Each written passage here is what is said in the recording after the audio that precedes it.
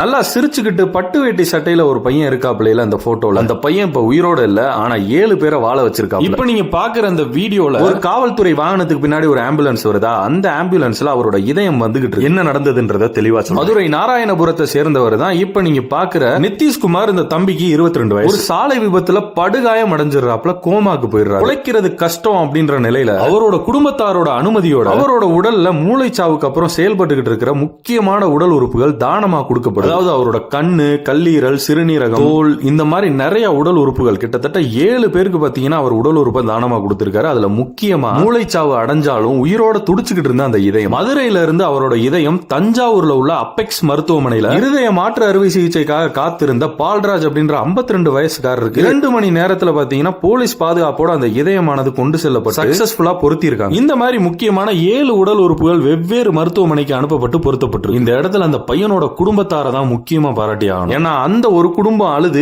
7 பேரோட குடும்பத்தோட அழுகையை நிப்பாட்டி இருக்காங்க. உண்மையிலே அவங்கள வாழ்த்துறதுக்கும் நன்றி சொல்றதுக்கும் வார்த்தைகளே இல்ல. Download ShareChat.